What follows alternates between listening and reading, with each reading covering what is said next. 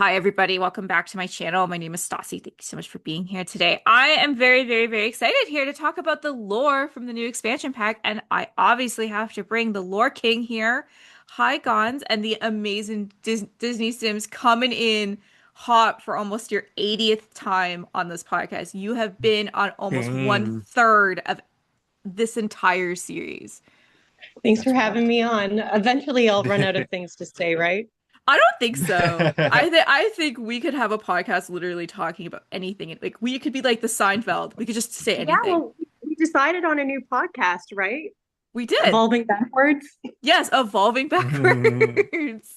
But Love that. I'm so excited to kind of get to learn a little bit more about the lore behind this expansion pack. As I did my 5 minutes of homework before doing this, I did watch your video, Gons, and I found it very knowledgeable. And I do have questions for you at the end of Beautiful, this beautiful, podcast. beautiful. But Gons, please go ahead. Yeah, absolutely. So the Sims 4 Royalty and Legacy expansion pack. I would say that it was um the probably the most fun lore that I've dealt with in a while. I've actually been saying this. It feels like ever since For Rent, the lore has just been getting better and better in each expansion pack. Which again, not to be egotistical or whatever, but it's also around the time that I started making videos. So yeah, I don't know if there's a correlation there or anything like that, but we'll see. A little Um, coincidence is what I'm yeah, hearing. yeah, that's what I'm saying. Yeah, exactly. Just a coincidence, right? Mhm. But yeah, the entire setting is in the world of Andarian. So if you were to give it like a real world connection, it would very much be the Mediterranean, right? Where again, the Mediterranean itself, you have places like France, Italy, and then you have like Africa and Egypt on the south side of it, kind of deal, right? That's kind of where the setting of this world takes place, right? Mhm. You have three very distinct neighborhoods within this world of Andarian. You have Verdemar, which is very much inspired by like Portugal.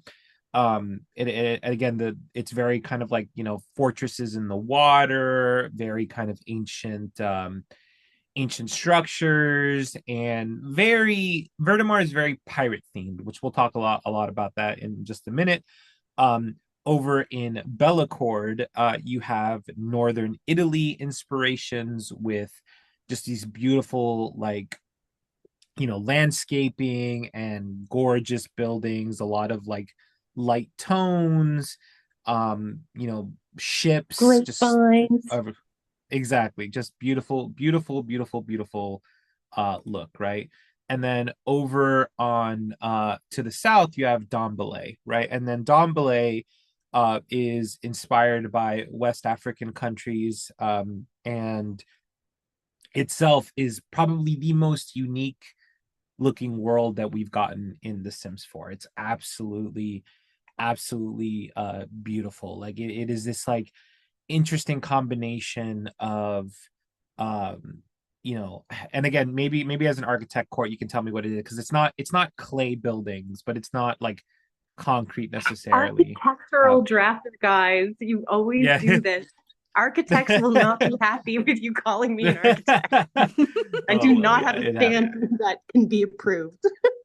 Got it, got it, got But it. yeah, no, I get what you're saying. I'm Mm, losing my train of thought because it's so early for me. But mm, yeah, mm. I get what you're saying. Yeah, yeah, yeah. It's very beautiful. And then you have like this amazing, like it's an oasis in a desert, right? Like that's basically what Don Belay ultimately is. It's a desert, and then you have this beautiful oasis in the middle of it. Now, the actual story of Andarian is that you have these three lands, right, that all are sort of vying for the throne of Andarian to be king or queen. And there hasn't been a king or queen in Andarian for many, many hundreds of years, right? There just hasn't been one since then, right? And that that's really kind of what a good place for us to talk about kind of each land and the contenders for the throne, right? So let's start, I think, with Dombele, right? So over in Dombele, you have the Durong dynasty, right? So the Durong dynasty, which is a dynasty that is built on the foundation of like strength through unity, um, was founded by the Durong family in order to basically foster creativity, artistic pursuits, and really like family life, right? The Durongs, which is a name that some of you might already be familiar with, are actually related to the Dreamers from The Sims 2, right?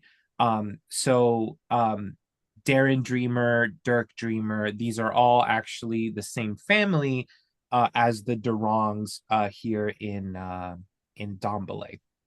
So um, the story begins with Jawara Durong being the Grand Duke of Dombele.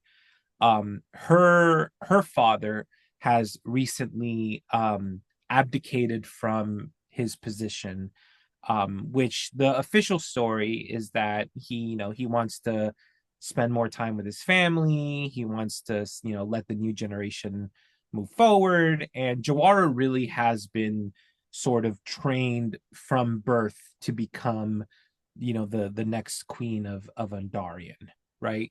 um Jawara unfortunately had a husband that passed away, but she does have two children from that particular marriage. We don't know how her partner died. We don't know the circumstances for it. We don't even know their name. We just know that they passed away. Her children are as different as they come, right? The oldest, which I'm actually spacing her name now, which is really fucking funny. Cord, do you remember her name at the moment? Oh my God, I'm spacing. 1 second. I can grab it. I'm so sorry. No, you're No, it's fine. You're so fine. early. Keep I going. I can got it. no, I can Google it. It's fine. It's easy. Boom. It is Amarachi. So Amarachi, Lady Amarachi, she's very much the creative soul. Like she loves to paint. She's kind of a muse in that regard, and she is sort of the heir apparent of the Durong dynasty, kind of looking to um you know be the next ruler in place of Jawara, right? Her son Obi, which is a young child, is actually completely different. He's all about technology. Like he loves playing games, he loves focusing on tech, very much logic. So the two could not be any more different. But they love each other, and the family gets along fantastic, right? Um, Jawara has actually started recently seeing a new partner, right? And this particular partner has caused some concern, right? Because they specifically um, have been known to be potentially like a gold digger, or like really looking for fame, right? Like that's their biggest problem, which again, I can't believe I don't remember these names. I'm struggling. I just made this video like a week ago and I can't remember these dang names here.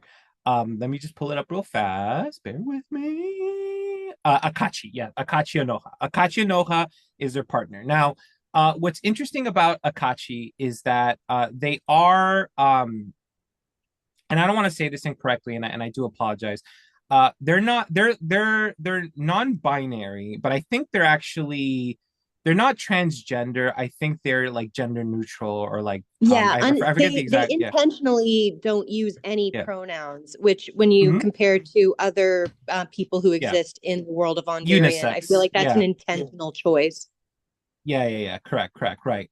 And but yeah, they are very much all about like fitness and being super attractive, and like very much into like scandal and everything like that. So there are some concerns by the family, the Durong family, about what exactly this marriage would mean for the family, and it's causing some scandals over in Dombele, right? However, the big secret, the big scandal that's existing within the Durong dynasty right now is all about Adekoya. So Adekoya, being Jawara's father, um, as I mentioned, has abdicated from the throne. Now, as I told you, the public response is that, oh, he wants to spend more time with his family. He wants to give Jawara the opportunity, et cetera, et cetera. But it actually turns out that the game reveals that Adekoya actually had a love affair and a secret child. Now, Adekoya's wife, Imani, Jawara's wife, Jawara's mother, unfortunately passed away. Now, she passed away due to a cuckoo clock accident. And for those of you who are unaware of that, Imani basically walked into the secret passageway in a cuckoo clock and passed away, right? But we don't know anything. We don't know if that was nefarious. We don't know what it is. And most importantly, we don't know if Adekoya was cheating on his wife or if this happened after she passed away. Unfortunately, we don't have an answer to that. But we do know that Adekoya got into a relationship with um sorry Afua, Afua. Afua. No, not Afua. Afua is the daughter. Yeah. It's Yeah. Agata. Oh, sorry. I thought you were talking about Agata. her Yeah, her no, no. mother. Yeah, no, no, a commoner woman, right? And he got in a relationship with her, and the relationship there ultimately had a resulted in a child called Afua Anonu, right? And Afua is actually in the game, right? Again, she is the illegitimate child of Adekoya. However, what was really surprising, and this is kind of the part that really struck me, is that when the Sims released like the descriptions of these townies, right? Um, they said that Adekoya um purposely did not reveal that Afua was his child because he was trying to protect her from the scandals of royal life, and that he was trying to make sure that nothing happened or nothing bad happened, and that he's like paying for everything that she needs and everything like that, right? However, when you actually look at the game, you notice that Afua's uh, grandfather Ekene, because I didn't mention this, Agata died. So again, this guy's a Black Widow or whatever the alternative is. Like all these women are dying, so that's really weird. But Ekene, Afua's grandfather, hates Adekoya, like hates him in the relationship panel, which suggests that Adekoya is not acknowledging Afua on purpose, like not for like a good positive good spin, but rather he's trying to protect his legacy. And the very fact that he abdicated to protect Jawara and the Durong dynasty from that scandal is evidence that Adekoya chose to not acknowledge Afua. And what makes it even worse is that Afua has no relationship with Adekoya. Like they just know each other, which means that Adekoya has not spent any time with her whatsoever in a meaningful way. So unfortunately, he's been a bit of an absent father to her as well, right? Um, Despite that, Afua is such a sweet child. She's very much like her grandfather, and that she likes mischief and being chatty and stuff like that. But she is, technically of royal blood. So the Dombele scandal at the moment, or the race to the throne, if you will, comes down to, is Jawara going to be the new queen of Andarian, or will Akachi steal that from her? Will they climb the social ladder and take the actual throne from Jawara? or more importantly, will Afua grow up to claim her rightful place as royalty, right? Like that those are the scandals and the questions all surrounding Dombele, that really kind of start to ask yourself what's, who's going to be the leader at the end of the day, right? I just um want to say, I was fairly disappointed with the mhm, storylines Mhm. within yep. Don Belay. Um, Hmm. I don't think I'm the person to be hosting the conversation around it, but there were a lot Hmm. of tropes within those Yep. storylines. Hmm. And I just think putting like using those for the only two characters that you, or sorry, only two households you put in Don Belay, um, I just thought it was really tone deaf, especially to do Hmm. during February's Black History Month. Yeah, I yeah. Mhm. just was I was fairly disappointed. I think that there's Hmm. enough comments out there that the Sims team has probably heard now, but for them Hmm. not to think about that going into that, I just was really disappointed with them because I just thought that these characters deserved more of a Hmm. storyline than just tropes that, you know, I just it just didn't seem right. It felt icky. Yeah, I don't disagree about that. There obviously, the sort of absentee father is very much a trope in popular culture, and it's also very disparaging to Black people as a whole. And I would have you could even see, and this is what I was saying, you can see that the Sims team was trying to rewrite the premise of it in like their public posts, but Mhm. the game tells the story, right?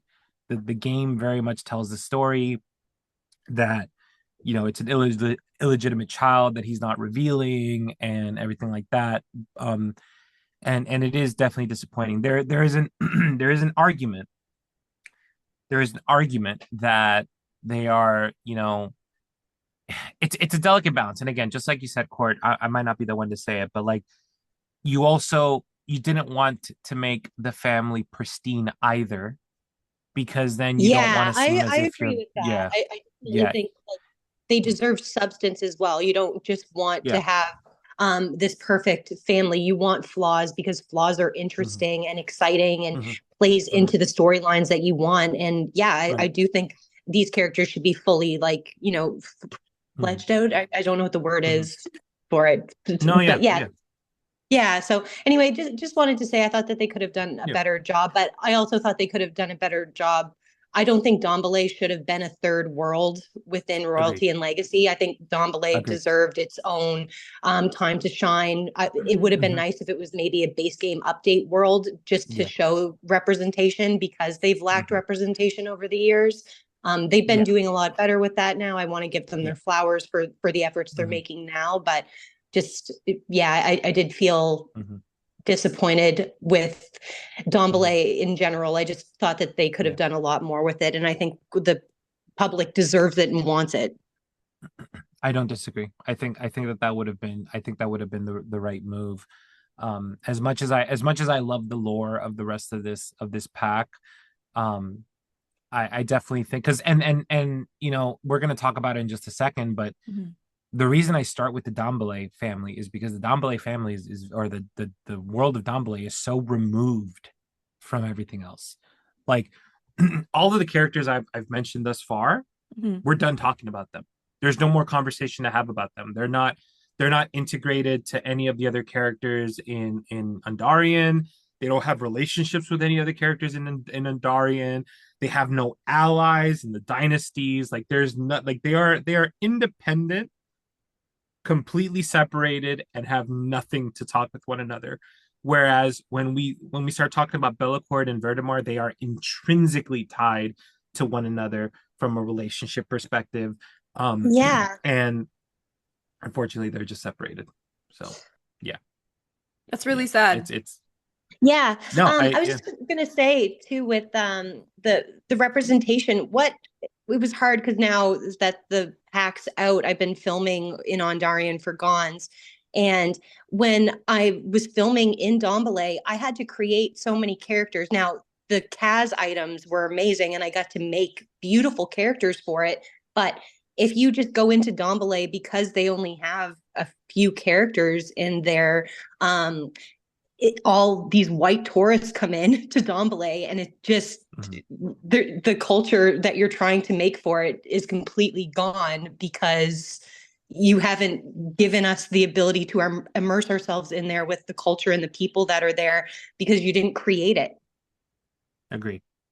Yeah, that's exactly right. And there, and again, the disappointing thing is that the world itself is incredibly detailed. Like they have the Oh, it's the Anansi beautiful. well. Yeah, they have so there's a well called the Anansi well, which Anansi. I remember when I saw that, I was like so excited because I thought there was like a reference to Grace Anansi from Realm of Magic, but it turns out that Anansi just means spider, right? Like that's Yeah. just all it means, right? And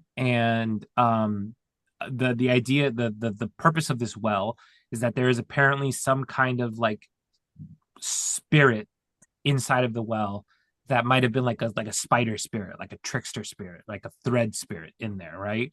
And you can perform these tasks which weave this like this storyline of like you know appeasing this trickster god, if you will, within there, which is absolutely just amazing and really great storytelling, which so something I really recommend doing.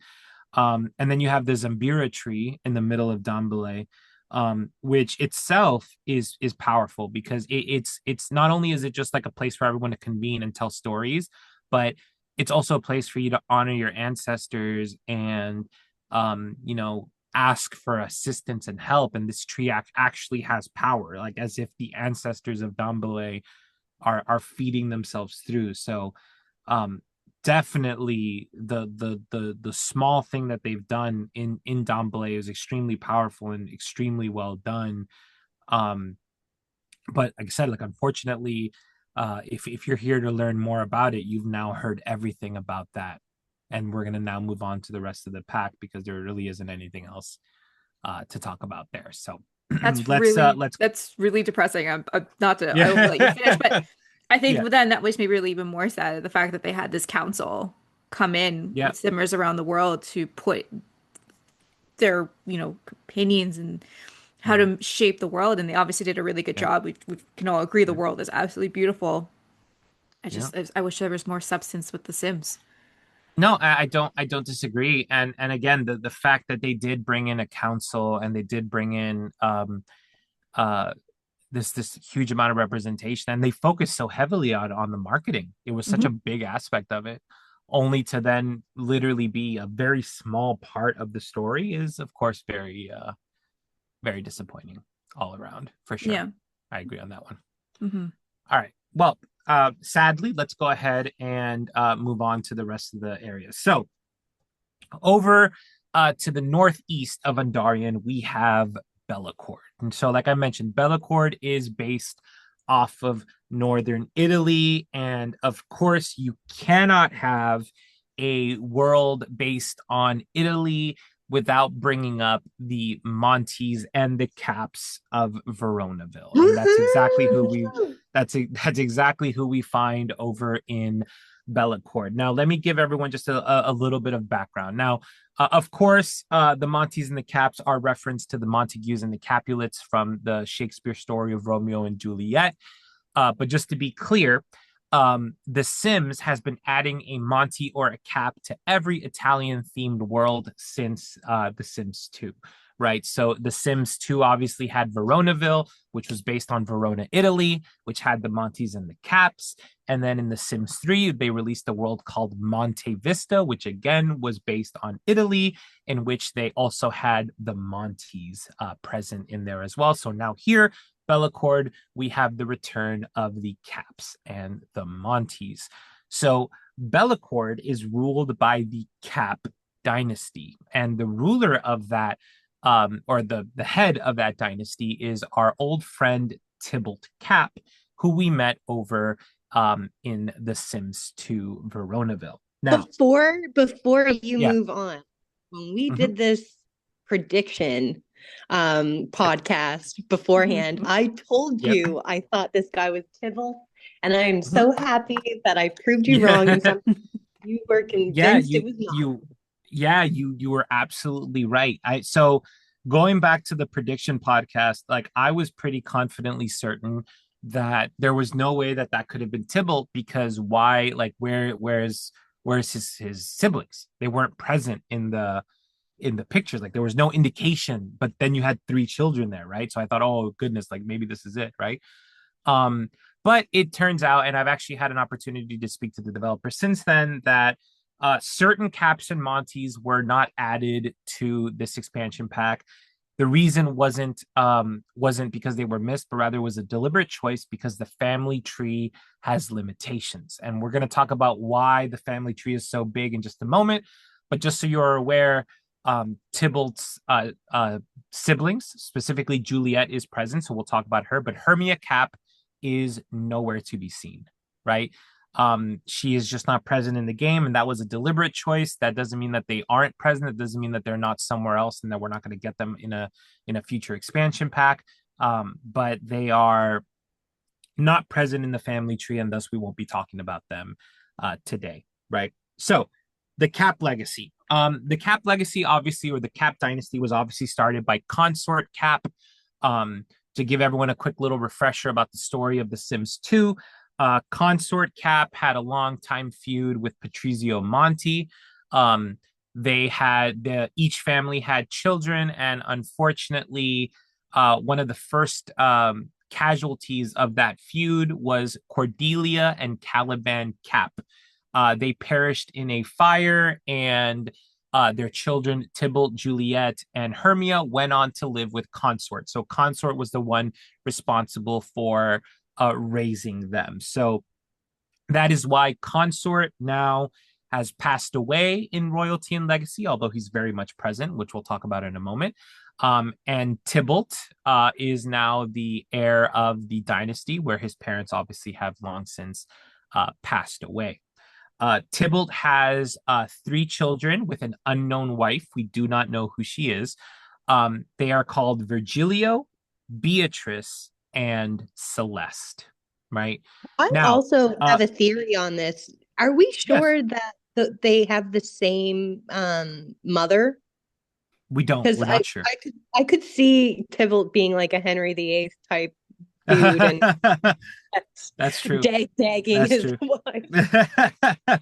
No, that's absolutely true. We don't And have also, evidence of if that. you look at their characteristics, if you look at Tybalt versus Mhm. his three kids, none of his kids look like him, and then none of his kids look like each other either. Mhm. Beatrice has different eye colors than her other siblings, and Mhm. Virgilio has different hair, and yeah, there's Mhm. some kind of difference within them that doesn't quite look like they're all fully blood related. So just a That's thought very there. true. That's an interesting theory. That's very curious. I like that. But yeah, You should Virgilio hire is me to the do your videos, by the way. I'll hire you. Yeah. All right. So Virgilio is the heir apparent of was the heir apparent of the Cap dynasty, but unfortunately Virgilio is a little bit of a rebel. He doesn't care much about the whole noble aspects. He doesn't like to be all high and mighty. And he's a little bit of a mischief maker. So unfortunately, Tybalt has cast him out as the black sheep of the dynasty and has made his sister Beatrice the heir apparent. Now, Beatrice is very much everything that a Cap kind of strives for, where it's all about just being like royal and noble and, you know, proper and prim, and everything about her is just perfect, if you will, right? So unfortunately, because everything just kind of keeps repeating itself, this has led Beatrice and Virgilio to get into a an actual conflict themselves as well. So the two of them are feuding with each other. Again, not liking each other because Beatrice basically is in agreement with Tybalt over Virgilio's decision.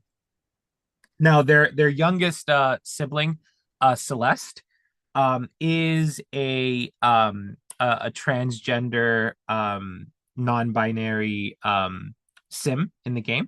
I loved They Lordum. They created a new yeah, term, and I the thought that Lordum, was yeah, so yeah. cool. Yeah. Yeah, I thought that was really cool. But yeah, they are a very sweet character. They're very artistic in nature. They don't like the fighting. They don't want to be doing anything. Like they just want everyone to get along. They love their siblings. And you know, they're very much not looking to cause any problems, right? Now, over in Bellacord, Tybalt's sister, Juliet, is also present. It turns out that luckily for us, Juliet and Romeo did not die in Veronaville. They did not do a mutual, a mutual killing of one another. And they did survive and they got married. So Juliet is now Juliet Monty along with Romeo Monty, and the two have had a son called Dante Monty, who is now a teenager. Now, I want to take a moment because I talked about this on stream. They did our girl Juliet so dirty, right? And what I mean by that is like you look at all of the characters in Undarian, and they are all just so well made. Like Tybalt is extremely like fancy looking and attractive. Jawara is absolutely beautiful. Cordelia is gorgeous. We'll talk about her in a moment. Everyone is beautiful. And then here you have Juliet, who looks like a brow-beaten, tired person. Like she looks so like she Gonz, doesn't even have no. You need to be realistic. This girl went yeah. from living a life of lavish to then marrying a Monty and then having to live with his budget. Of course she's gonna look run down. Well, Historically she looks accurate. she looks so run down. She looks so tired, and she doesn't dress interesting. And I don't know, it was really disappointing. I feel like she deserved better. I understand that it might be part of the story, but she has like bags under her eyes. She's Yeah, so in The tired. Sims 2, she has Ugg boots, guys. Like they Yeah. really evolving Yeah, backwards. they really did, right? But regardless, right? Regardless, she is happy, right? She loves Romeo, and she has a new son, and everything. They're very happy. Interestingly, Juliet is the heir of the Monty dynasty. So Juliet literally joined the family and was like, I'm the head of this bitch. Like she literally took it over. And Romeo is not the heir of the family anymore, right? Um, so Juliet is again, she's happy, but she has started to covet her old life, right? She sees kind of what Tybalt has, and she wants it. She doesn't regret her decisions, but she wants what was hers, right? So she has reignited the feud between the Caps and Montes once more, and Juliet is actually vying for the throne of both Bellacord and Undarian. So what becomes of them is ultimately going to be is up to the player to decide.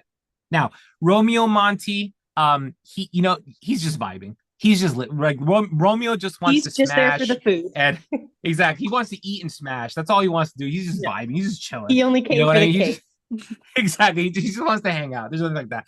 And their son Dante is very much like his father, right? He's a teenager. He is gay. And he just loves food and being a very sweet kid. What's interesting is that he happens to be very close friends with his Pibling Celeste. By the way, for those of you who don't know, Pibling is like one of the accepted gender neutral terms for aunt or uncle. I had to Google this because I was I going only crazy. Like what? learned this because of you this week. That was Yeah, so yeah. interesting. Thanks for sharing. There's not like a fully accepted term for aunt or uncle. In fact, there's some people who say that aunt and uncle themselves can be gender neutral. But in the end, I did find that Pibling is the generally accepted term I that, also right? love that So The Sims created the Lordum term and yes, stuff. Like I yes, love that if they don't have the term, like let's create it. Let's keep yeah, going with it. Because yeah, it deserves exactly. representation. Yeah, exactly. Someone has to do it. So I agree with you on that one. But yeah, so they're close friends. He's close friends with Celeste, and They kind of meet in secret, and they're trying to really establish their familial bond, and Celeste could be there for him. But obviously no one knows about that because the feud is still so very much ongoing, right? Um, Now, the Cap dynasty, right, is currently in turmoil because of this, and Consort Cap, who's been dead for a while, has returned from the dead in order to set his children straight. So if you're traveling across Bellecourt, you might see a ghost of Consort looking to set Tybalt or Juliet or even his great grandchildren in shape, because the whole dynasty is in shambles. And I'll talk a little bit about why he cares about that so much in just a moment, but I do want to talk about one more family within Bellecourt. Um, the Caps have an ally with them, and their ally is the Alto dynasty. It turns Which out that kudos for in bringing that up. You got that right. exactly right. So it turns out that um, the Alto dynasty in Bellecourt is headed by Enzo Alto, who is the son of Bert Alto, who is Nick Alto's brother from The Sims 3. Now, to just go back a little bit, right? Nick Alto is the father of Holly Alto. And in The Sims 3, there was actually a world that released that included Nick's brother, Bert Alto. And Bert Alto is the father of Enzo. So Enzo and Holly are cousins. And if you actually look at the family tree, you'll see that that connection is plainly made. So they are cousins. But Holly is not the heir of the Alto dynasty. It is Enzo who is the heir. Now, how Enzo became the heir, how that happened, we don't know, but he is present. And Enzo is the new Don Lothario of 2026. This man is all about looking fly and going out there and just getting all the ladies. That's all he cares about doing, is getting all the, or really just ladies and men, because everyone is pansexual in Undarian. But yeah, that's all he cares about doing. He's really funny because of that. He's very much a himbo, if you will, but he has pledged his fealty to the Cap dynasty and works alongside them. Right now, the Monty family obviously is again a rival to the Cap dynasty, but unfortunately they don't have any allies. And in fact, the Monty dynasty is the lowest dynasty in Undarian because they are basically commoners, right? It's a dynasty of commoners. There's no royalty based in there, right? Now, why does Consort care so much about legacy and about making sure that his children are doing things correctly? Well, it turns out that The Sims 4 has revealed that Consort was actually the one who started the Cap dynasty. Because as we all know, Consort, his real name, his full name is Consort Thebe. And ever since The Sims 4 came out, and literally since the very beginning, there has been a question as to what the relation is between Princess Cordelia, that was released in The Sims 4, and Etion and Queen Thebe in The Sims 2. Because Consort was a Thebe, Cordelia was a Thebe, and there was constantly a question around what is their relationship. Well, I'm glad to tell you that The Sims 4 finally gave a definitive answer as to how all of these characters are related. What made this conversation so difficult also is that there is a Cordelia Cap inside of The Sims 2. She was Tybalt's mother. And there was even questions about whether Cordelia Cap was Cordelia Thebe. And in fact, in one of my videos about Princess Cordelia, I said exactly that's who she was, right? But The Sims 4 has retconned that, and it ultimately has revealed to us that the Caps of Bellecourt are actually the same family and related to the Thebes in Verdemar and the Thebes in Tartosa as well. It is all one big family tree. So let me give you a little bit of a history lesson, and then we'll go over to Verdemar to talk about it. But Consort Cap, his mother was Andromache Thebe. And Andromache was the daughter of Queen and Eetion Thebe, which were the king and queen of Andarion. And in fact, Queen Thebe was the final queen of Andarion, and that is all of them who have been trying to vie for the throne. So it would almost seem as if Tybalt was the best claim to the throne of Andarion, but the reality is that Queen Thebe also had another child with some scallywags, if you will, that led to another line of Thebes that all held the name Cordelia. So we had Cordelia the second, Cordelia the third, Cordelia the fourth, and finally Cordelia the fifth, which is the current Duke or Duchess of Verdemar. So the question is, how did these families split? How are they related to Princess Cordelia? And what exactly is happening is something that we can talk about now as we move over to Verdemar, right? So over in Verdemar, to the northwest of Andarion, we have the Portugal-inspired world of Verdemar. Now, this is where our story gets a little bit complicated. Today, the Grand Duchess of Verdemar is Cordelia the Fifth. Now, Cordelia the Fifth is your typical white, blonde-haired, purple-eyed princess who very much looks like Princess Cordelia, the same Princess Cordelia we've known forever and ever, right? However, if you look at the family tree, you see that she's the fifth, and there was a fourth and a third and a second, all of them going back to Queen Thebe. Can I also just say, I think yeah. Cordelia is Game of Thrones coded. I think they intentionally made her look like Daenerys Targaryen. I think you're right. Yeah, she in very the much books, has that vibe. she's verbatim like that. So yeah, agreed. Absolutely. I think you're absolutely right about that. But again, when you look at Queen Thebe, all the way at the top of the family tree, you see that she was responsible, or sorry, had a child with Beard the pirate in order to have Cordelia the Second. Now, for those of you familiar with Princess Cordelia's lore, you will have known that her fourth pirate boyfriend was Beard the pirate. The family tree also shows that Queen Thebe had another child with Rodrigo de Pablo, which led to the line of Thebes over in Tartosa, right? So again, we all know that Princess Cordelia was the one who had a child with Rodrigo de Pablo that led to the Thebes of Tartosa. So everything is pointing to Princess Cordelia being the Queen Thebe. And the game tells us that to be true, and we'll talk about that now.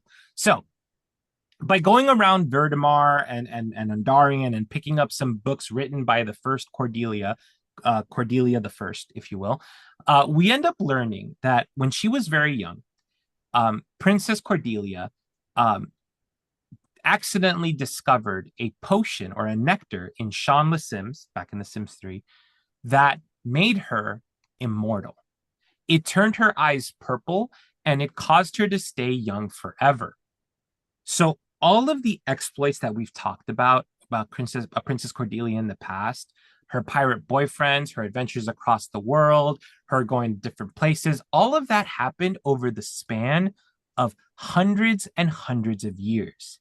In fact, the developers have gone on to say that Princess Cordelia was born in medieval times, right? So she is quite literally hundreds and hundreds and hundreds of years old, right? In these journals, it states that she eventually gets tired of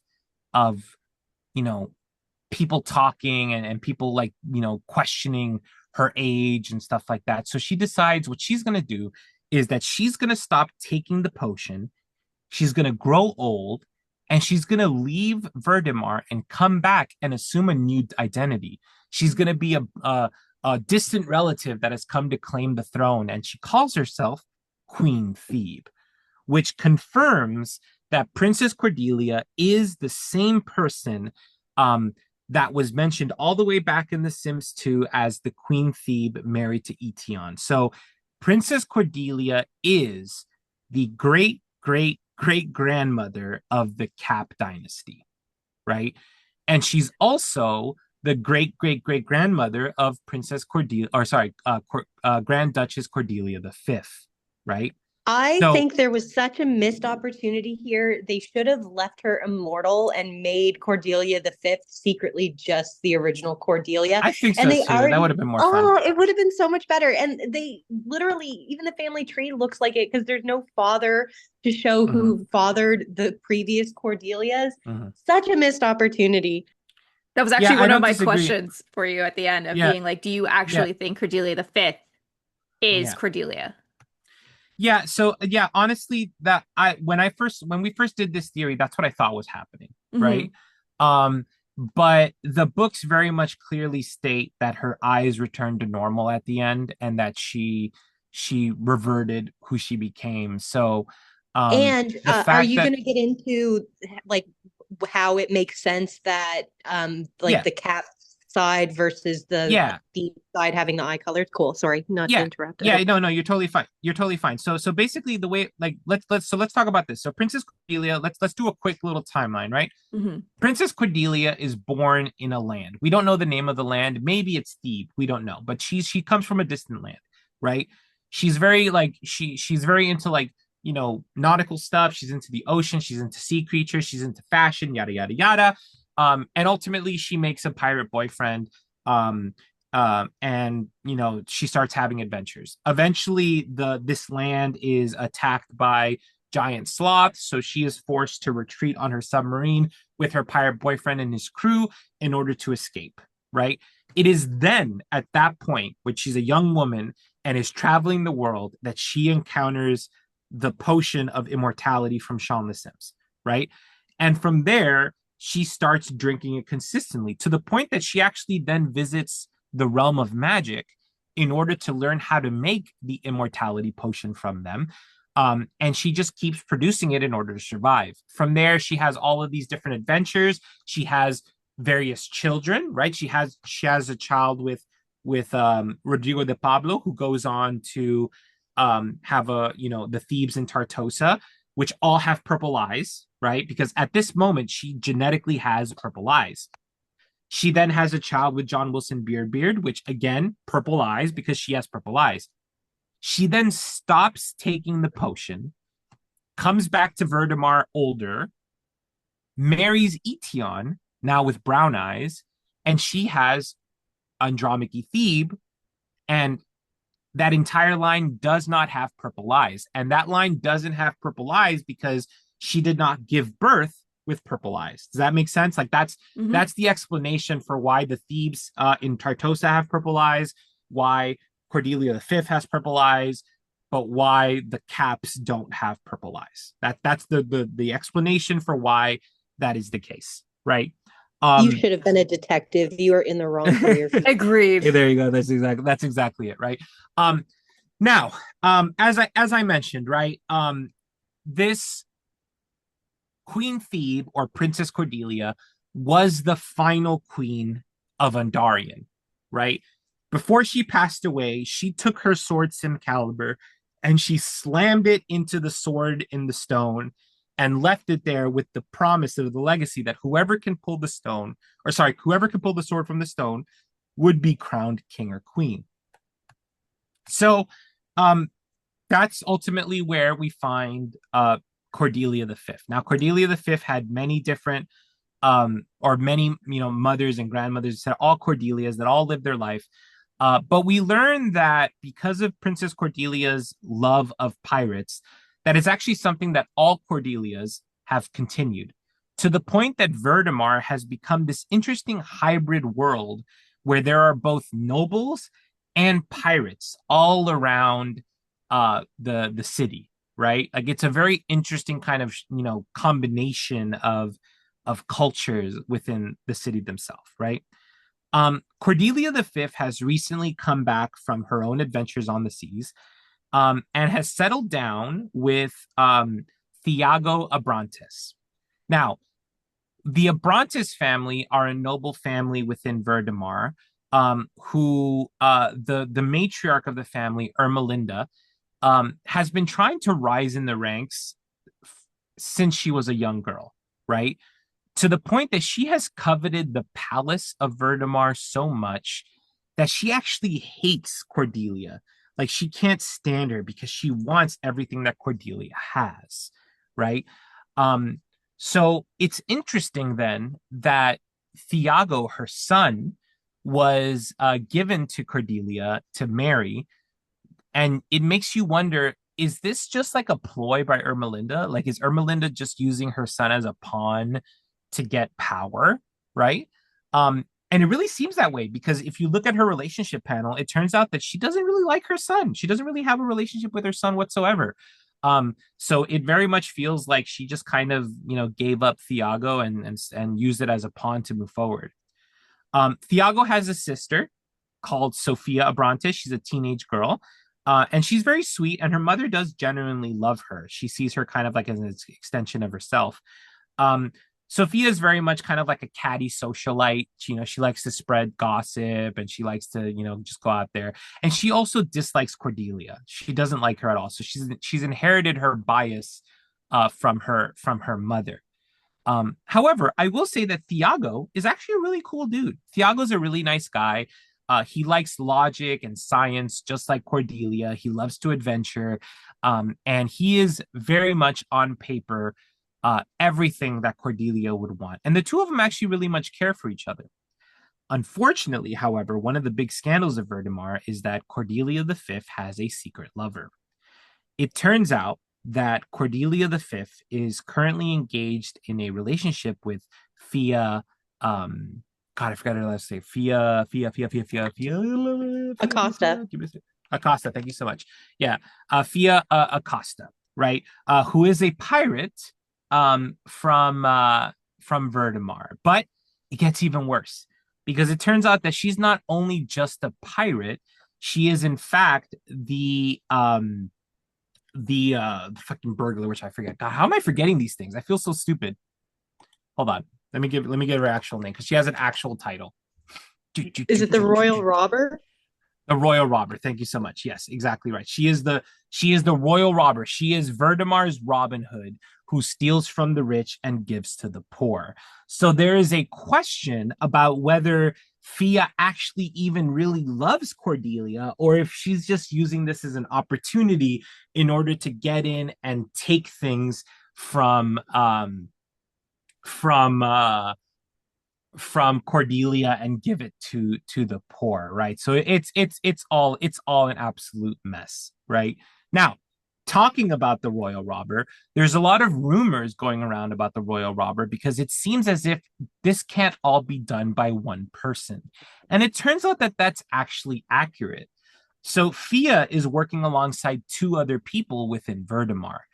She's working with Connie Fidential, which I remember when Court saw that, she laughed so hard. She loved that name because Connie Fidential is the information broker. They are the person in Verdemar, or sorry, all of Vendarian, who are responsible for gathering secrets, extorting townies, and finding things out. And it turns out that Connie is feeding Fia information about the nobles that will help her in her process of robbing them completely blind, right? So again, her name is obviously a pun on confidential, which is silly.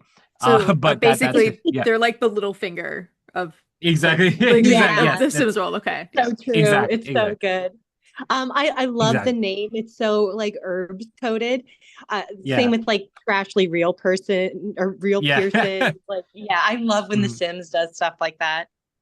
Exactly. Yeah, absolutely. And then so Fia is actually also working alongside Aloisio Romualdo. That's a hell of a name. Aloisio is actually you said it really well though. That was like almost as Is Bad Bunny saying Canada? Oh my God. Yeah, but Aloisio is he's actually from, or his father is from Dombele, right? And he lived in Dombele for some time, but then moved over to Verdamar in order to be a thief. And that's what exactly what he is. He is a thief, but he is a thief like Fia for the people. So he actually works alongside Fia in robbing places and performing a job all under the name of the Royal Robber, kind of like the Dread Pirate Roberts from Princess Bride, where there's always multiple of them, right?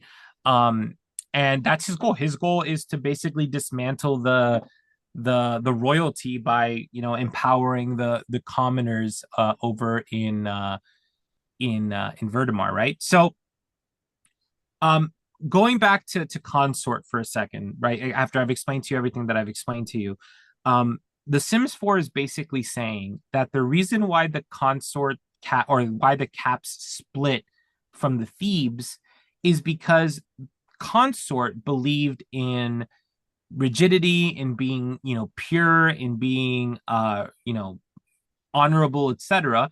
And his family had been tainted by this concept of like pirates and swashbuckling and adventures and stuff like that, right?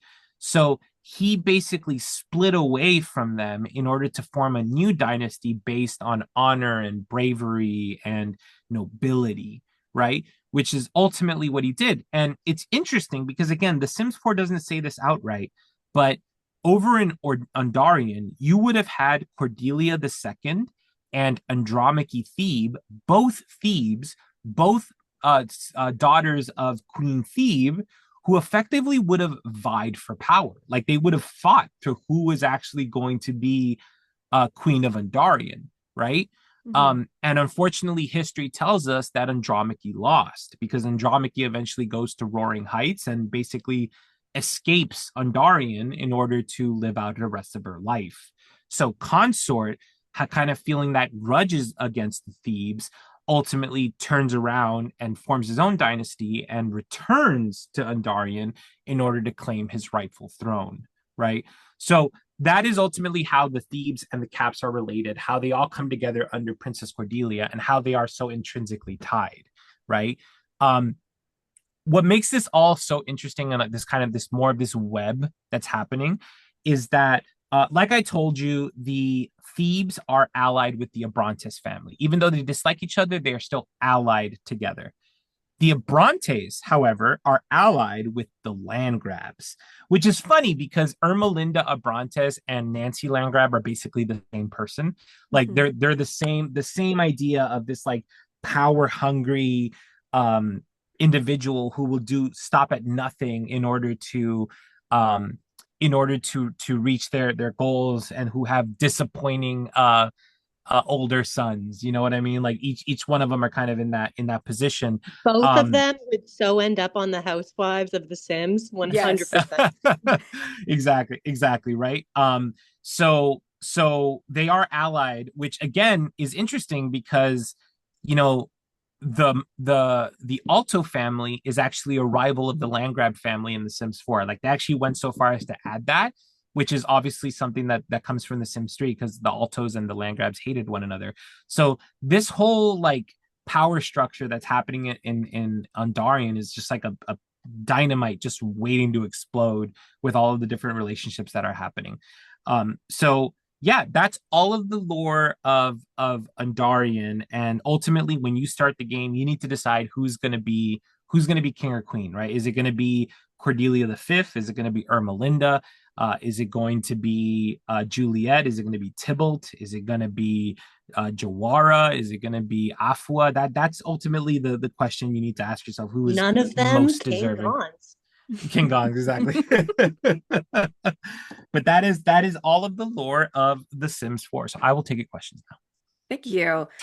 You've answered some of them. now. Great. So my first one is actually, I'm glad you ended on the sword. Mhm. If there was another townie in any of the Sims games, what townie Mhm. would you rather be able to pull the sword out than any of Oh this man, family?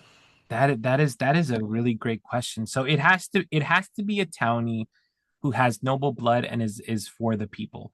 So Hmm. honestly, at the end of the day, I think the person who could pull it successfully would be Mortimer Goth. Okay. I think Mortimer Goth is the one who could pull that sword. He has royal blood. He is noble because of Lady Well, Raven Dancer. he's literally he is probably partially responsible for Bella's disappearance.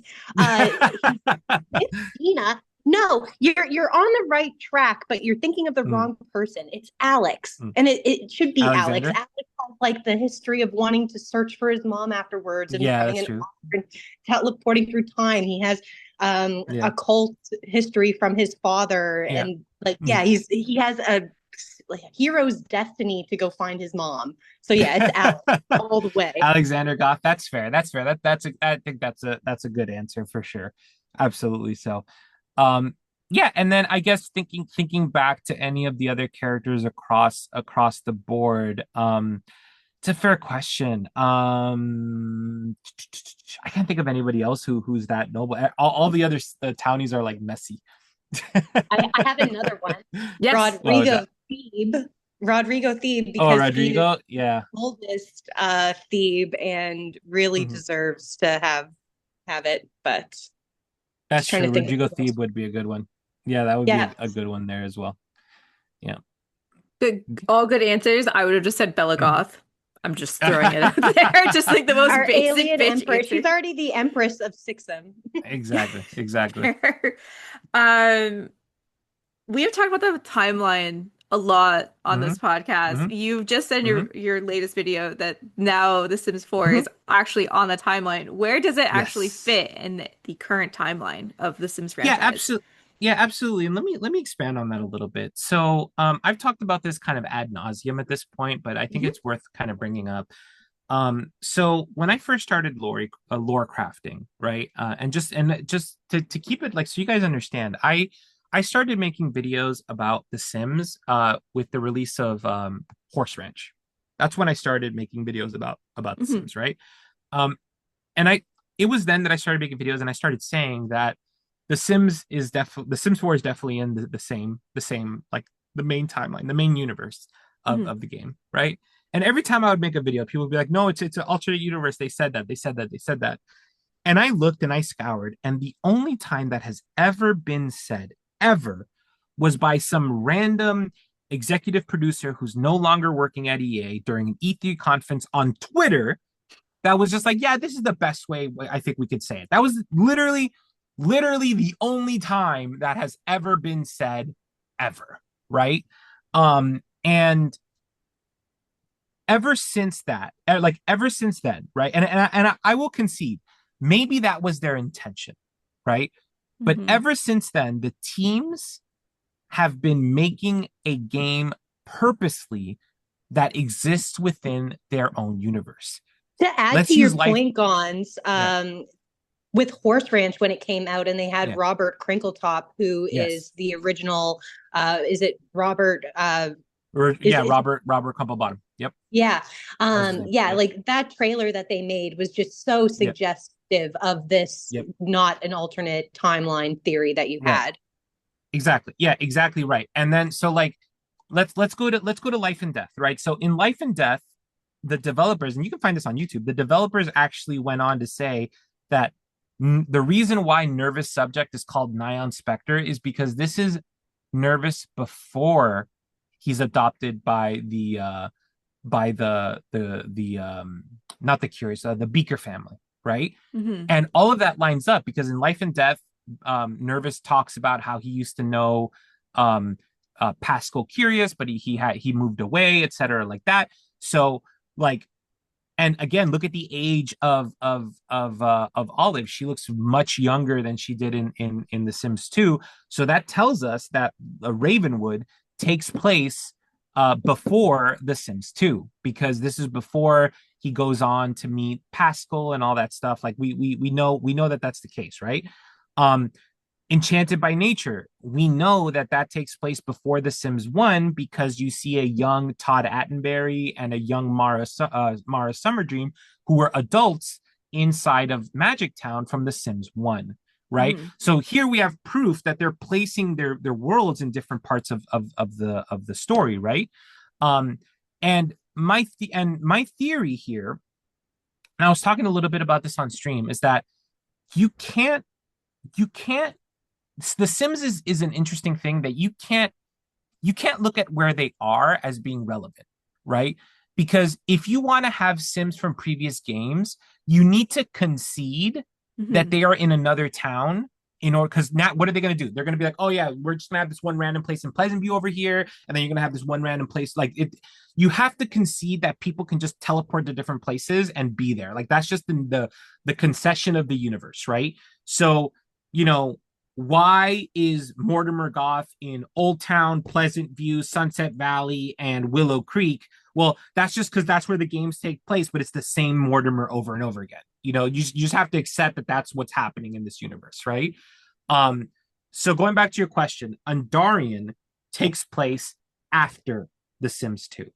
So it Okay. actually takes place later on in this. It's probably one of the later entries in the series. So Tybalt is now older. So I would say about 10 years after The Sims 2, which explains why Darren is dead. Darren Dreamer is dead in the Hmm. timeline, right? Dirk is a younger adult, Who right? broke his Um, heart though? Was it Cassandra? it has to be Cassandra. It absolutely has to be Cassandra, right? Um, and Tybalt's older, right? Juliet's older. Hmm. Consort is dead. So absolutely it takes place 10 years after The Sims 2. For sure, for sure, for sure. Very, very good. You stated also in your video that they've obviously gone in and updated the family trees. A lot of the Yes. families got the proper justice that they deserve. Some did Yes. not. Do you think that was a Yes. pointed choice, or do you think that was an oversight? I don't think it was an oversight. I think that they had like technical limitations. And it's funny because I ran into those technical limitations. Hmm. So Court and I are working on a lore accurate save file in The Sims 4, right? Which is us making the proper real lore accurate family trees.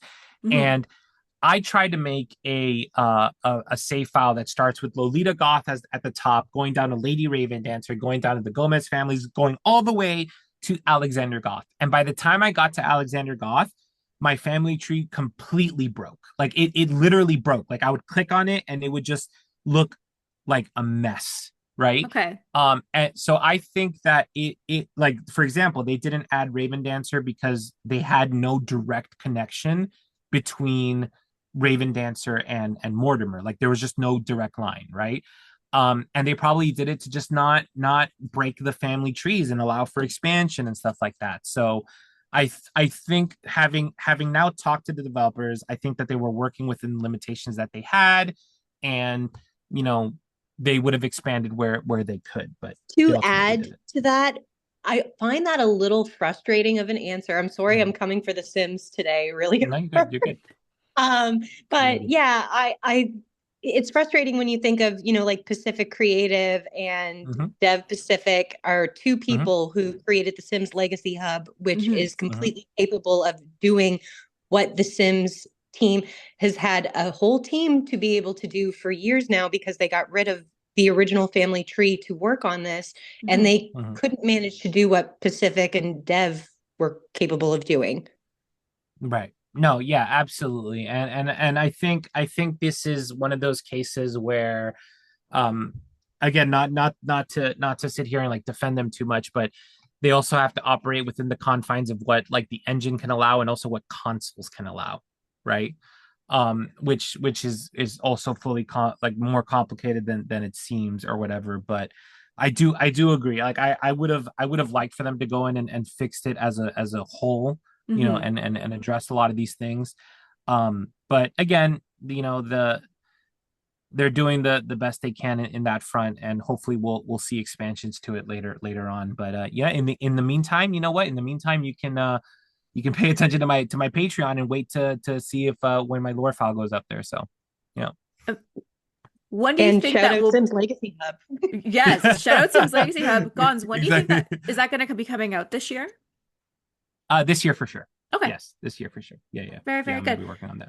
I have my final question.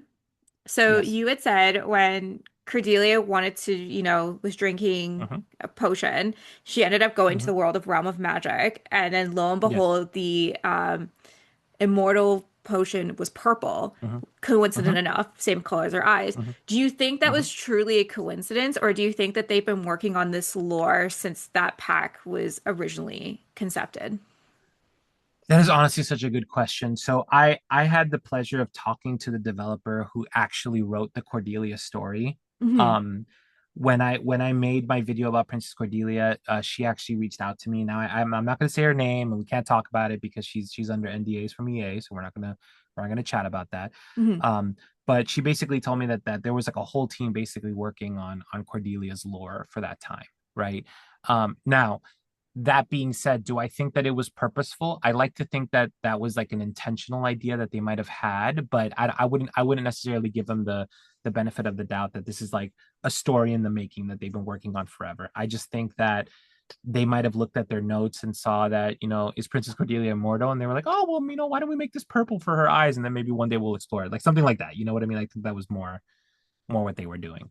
But Okay. yeah, yeah, But yeah, Realm for of sure. Magic came out how many years ago? So that means that I Yeah. wonder what else then, what other lore we shall see coming over that have they been working on in the background, which we saw with the fairy pack of how they like Yeah. talked about plant sims. Mhm.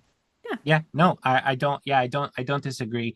I think that that's definitely something like a lot of their decisions are intentional. Sometimes it's not intentional, but sometimes it is. So, for Hmm. example, I complained a lot about the Pleasants. Like, why weren't the Pleasants on the family tree, right? Hmm. But it could be, it could be that someone on the team working on another pack was like, "Hey guys, don't add the Pleasants because it's going to turn out that they're divorced and they have like a new wife and stuff, and we're going to talk about that a little later." You know what I mean? Like that's definitely something that could be happening, but we can't know for How sure. mad are you going to be if you create this lore accurate save file and then they pleasant?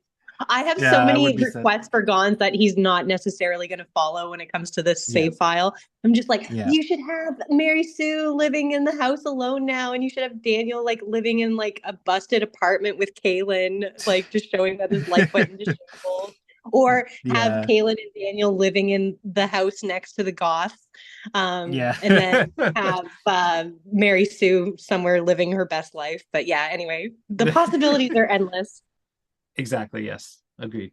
Amazing. Well, I think that's absolutely the best place to end off this podcast. Thank you, Gons, for coming Mhm, here and sharing your knowledge. Thank you for educating me more. Like I said, I watched your video beforehand, but I love when we mhm. do this because I kind of we get to see a bigger, fuller picture, For if that sure. makes sense. Agreed. Disney, Yeah. again, thank you so much for coming. Gons, where can we find you?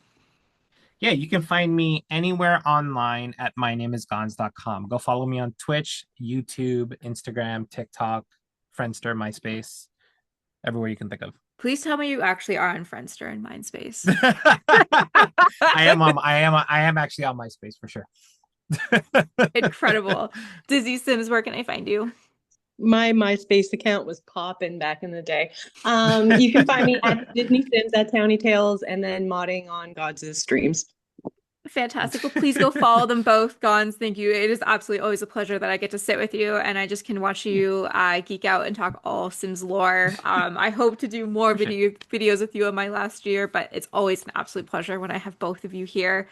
For Please go, like I sure. said, please go check out Gons and the Disney Sims. The links are going to be below. I hope everybody has such a fantastic rest of your day, and we will see you all very soon. Bye, everybody.